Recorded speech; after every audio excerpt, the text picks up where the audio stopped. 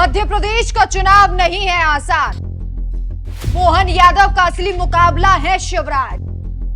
क्या शिव की जनता पर चलेगा मोहन का जादू? क्या शिवराज से बेहतर कमाल कर पाएंगे मोहन यादव?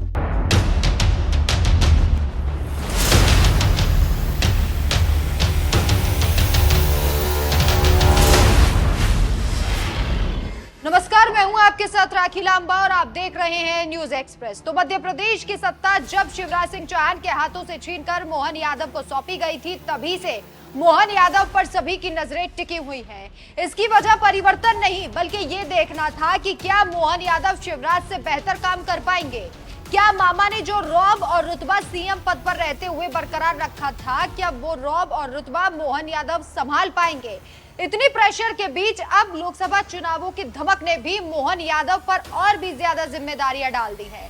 इस बार का लोकसभा चुनाव कांग्रेस बनाम बीजेपी नहीं, बल्कि बीजेपी बनाम बीजेपी ही हो रहा है।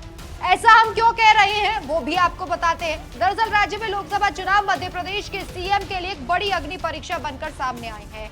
इस परीक्षा में उनका मुकाबला बीजेपी के पूर्व मुख्यमंत्रियों से भी है, जिन्होंने लोकसभा चुनावों में पार्टी की बड़ी सफलता दिलाई थी। मोहन यादव के सामने शिवराज सिंह चौहान का रिकॉर्ड है और इस रिकॉर्ड को तोड़ना मोहन यादव के लिए गले की फांस बन सकता है। कैसे, वो भी आपको बताते हैं। दरअसल मध्य प्रदेश में कुल 29 लोकसभा सीटें हैं। शिवराज सिंह चौहान एमपी में बीजेपी को शानदार जीत दिला चुके हैं। पुराने रिकॉर्ड को तोड़ने के लिए बीजेपी को पूरी सीटें जीतनी होंगी। यह रिकॉर्ड कांग्रेस के नाम रह चुका है। साल 1984 में इंदिरा गांधी की हत्या के बाद सहानुभूति की लहर में कांग्रेस ने अविभाजित एमपी में 40 सीटें जीत ली थी। उस वक्त एमपी में अर्जुन सिंह का शासन था। बीजेपी ने 2024 के लोकसभा चुनाव में 400 का लक्ष्य रखा है, जिसके लिए एक एक सीट और एक एक राज्य बेहद जरूरी है।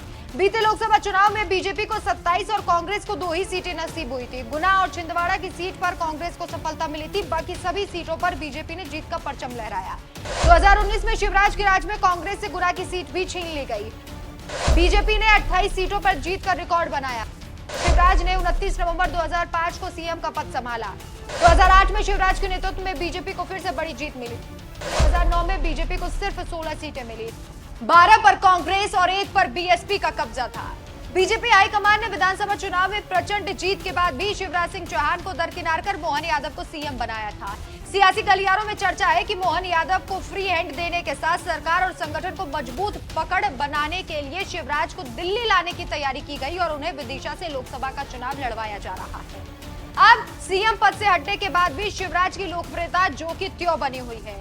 उनके भाई और मामा की छवि लोगों के दिलों में बसती है। अगर मोहन यादव को शिवराज की छाया से निकलना है तो उन्हें लोकसभा चुनाव में बेहतर प्रदर्शन करना होगा। इस बात से मोहन यादव अच्छी तरीके से वाकिफ भी है। अगर बीजेपी में एमपी 29 सीटें जीत जाती है तो 30 साल बाद कांग्रेस का रिकॉर्ड टूट जाएगा। हालांकि देखना होगा कि मोहन यादव इस अग्नि परीक्षा को पार कर शिवराज को बात दे पाते हैं या नहीं। आपकी क्या राय है, हमें कमेंट करके जरूर बताएं। नमस्कार।